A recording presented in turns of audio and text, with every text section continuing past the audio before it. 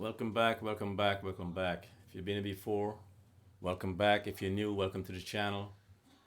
As always, of course, you know me, I like to mess with this gender wars, as I call it, equality stuff, male and female roles in life. I can't help it because I feel like it's a lot of the reasons why, shit's upside down these days. But I've been kind of watching some of these videos on this podcast, this whatever podcast lately, and the panel. It's usually, well, I guess the guys, these are young guys, what I'm saying? They get a bunch of young girls, like barely 18 to 21, 23, young girls. But it's interesting to me, like, to see this next generation, this younger generation of females, male and female, to watch them interact. And I can't help but think, like, it's, y'all young folks in y'all early 20s, late teens, y'all got it rough, man.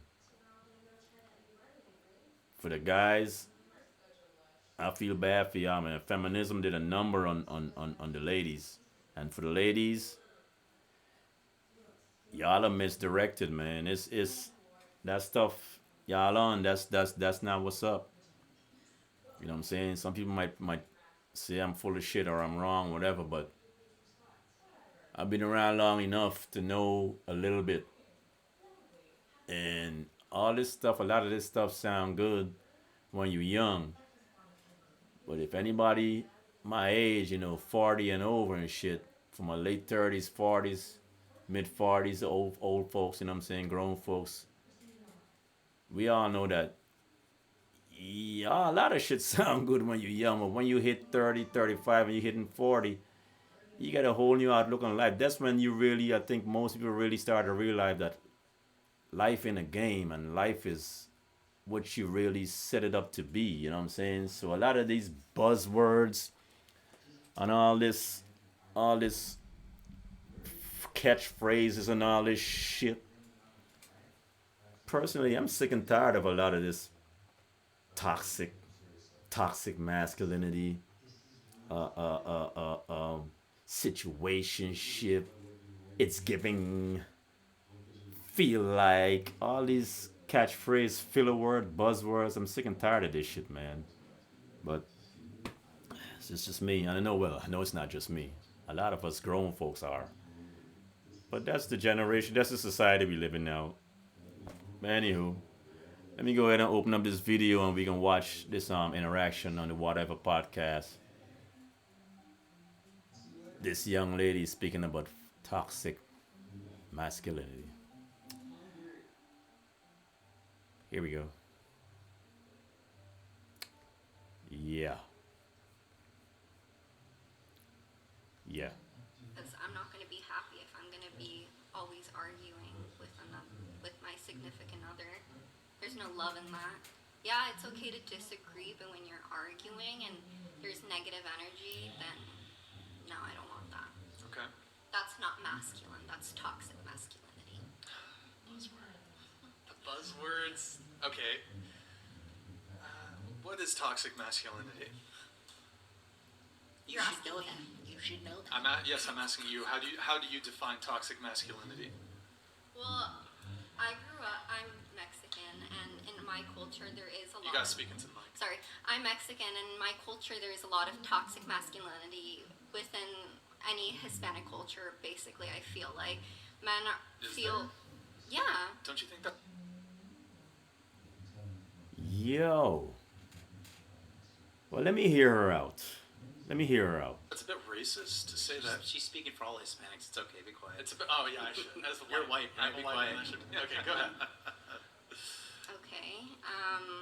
Well, let me just defend it. So, to I was paint just saying to paint. that Hold on, there is- hold on. Let me just to paint an entire race as saying that it's toxically No, it's because there's masculine. no. I'm just saying that what I've grown up with and what I've seen in maybe in my household or in my cousin's households with my family that's Hispanic. I feel like I can't talk about that because there is in our culture there is a word where you describe a toxic masculine man. Machismo? Yes. Is that it? Okay. Yeah, and that's a lot of men feel like they need to be that, and I don't know. I feel like I don't know. I could say a lot, but Say a lot.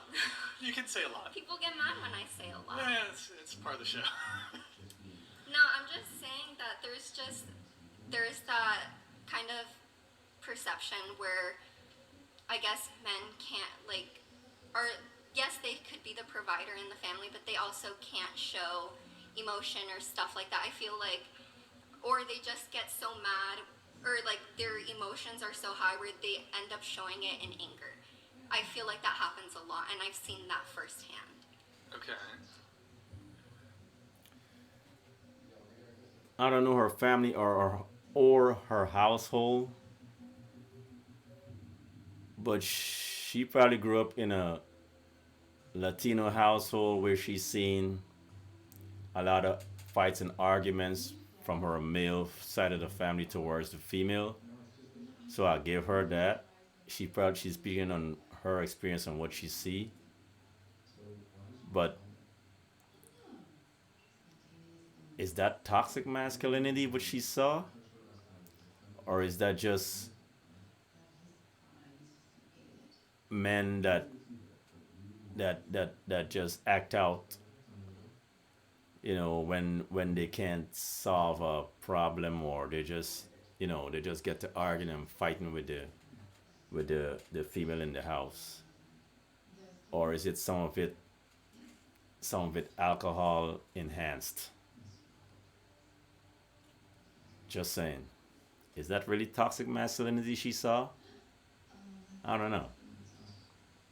Tell me what y'all think. So you said toxic masculinity. Do you think there's such a thing as toxic femininity? Oh yeah, Okay. of course.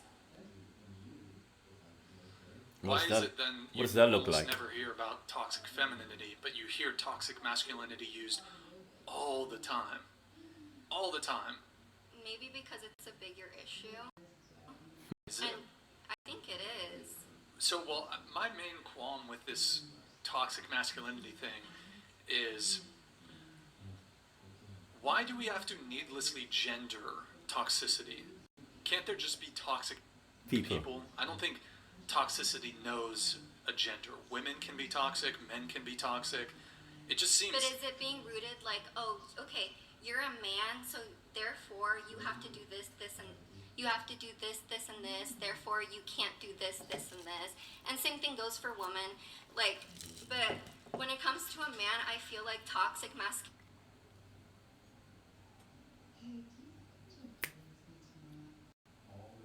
Come on, man. Snap out of it. What are we doing? What are we doing? Chop, chop. We was doing good here for a minute. Snap out of it. Doing circles around the chest area. Again, toxic masculinity. Well, he's right. You don't hear toxic feminine. Masculinity can lead, most often leads to violence against women. That's what I think. So, what exactly is toxic masculinity, though? Oh, I'm just. Because there's varying definitions, and it's kind of a vague, nebulous term, so I'm just trying to. My definition of toxic masculinity is a man who Red Pill Cups super chatted $50. These Super political chats, super breakdances chats. are the reason we need strong fathers in Toxic the home. masculinity. Are we seriously negotiating and compromising on the fact that it's acceptable? I mean, everybody got, it's like it's mixed definition and mixed views on this toxic masculinity. So, like again, like I said, it's buzzwords. It's just shit, just trendy words. Well, let's get back to the video. Red Pill Club, thank you. I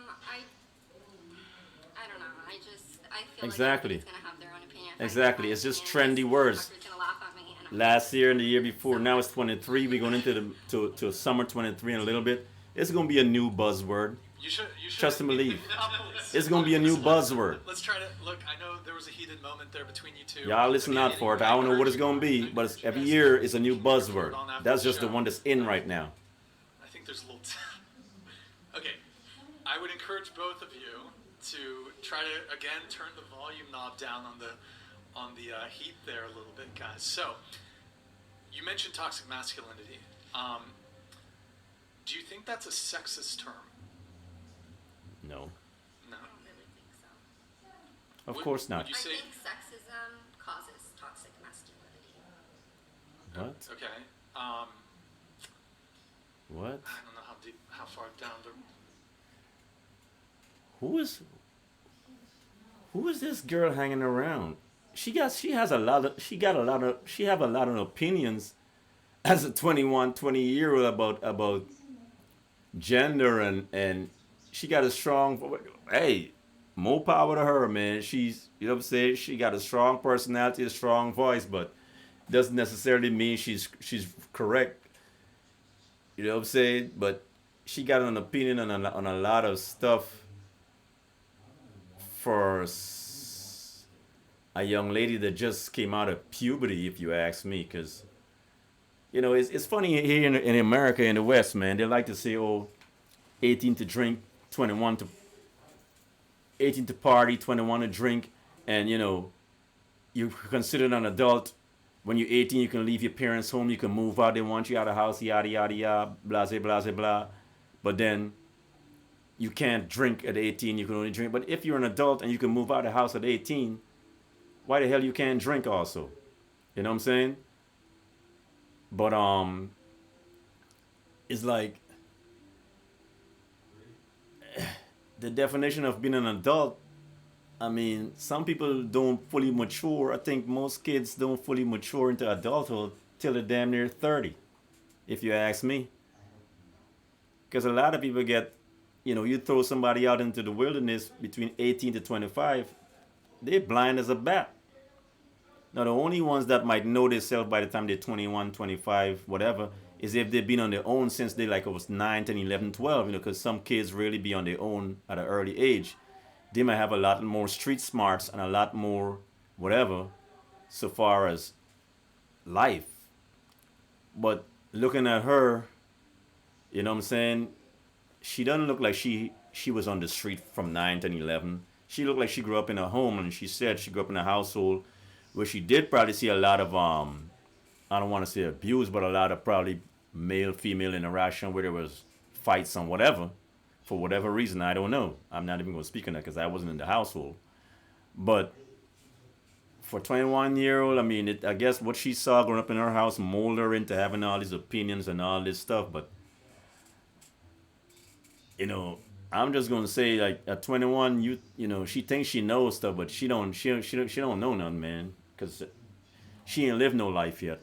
So all this stuff she talking, it sounds good coming out of her mouth or sound good in her head, but I'd like to see her when she hit like 30, but she probably get worse when she get older. She probably get stronger in her beliefs, but whatever. But she got a lot of opinion on towards gender and masculinity and all this stuff. Like, hey, it's wild, wild world out here. The rabbit hole I want to go on toxic masculinity. I could. Do you think there's toxic whiteness? I don't know. Oh, okay, she doesn't want to talk Dude, about it. don't ask me these questions. All right. Okay. So, look, my thing is that I don't think we need to pathologize maleness or masculinity. I think it does a disservice because, and perhaps you might have a definition of toxic masculinity where it's here are the unhealthy gender norms that or gender expectations on men, but I think a lot of times it's used in a way where it's almost demonizing all masculinity, and a lot of men interpret it that Facts. way, and Facts. men and boys are taught that somehow innately they are toxic just by virtue of Being having been male. born as men. And I don't think it's a particularly productive or helpful term. I think it's really divisive. I think we ought to just address toxic behavior. And I do think, though, that perhaps toxicity maybe manifests itself in men or in women in their own sort of ways differently, but I just think toxic masculinity is pretty divisive. So, but it's kind of a buzzword. So It's It only is. in America It because is. they're running out of shit to teach in college, so Yep. they're turning people on each other. Yep. Fucking it's facts. maybe a sign. Fuck, yo. He said some true shit right there. He says some true shit. That's the truest shit right here I've seen on one of these shows. Only in America, only in the West, only in America, only in the only in these here United States. He ain't never said nothing true, man. I swear to God, bro, you can't make this shit up. Cause outside of the U.S., you go to some other countries, you know, on the other side of the world, they don't talk this bullshit, bro. This Western society, this European society that just got male and female up in shambles, confused about what what the roles are as a male and a female. It's just so much bullshit, yo. I'm just so fed up with this shit, yo. You know what I'm saying? Motherfuckers is out of pocket. You got men are scared to be men. You got women thinking they're men and they can be men. They can do anything that man can do. Yeah, Mike can do a lot of stuff men can do, but y'all just want to do it to say you can do it. Y'all don't want to do it as a way of life. Some of y'all, and it's just a third, a small percentage of women that willing to do some stuff that men do for the world, for the universe, for the planet.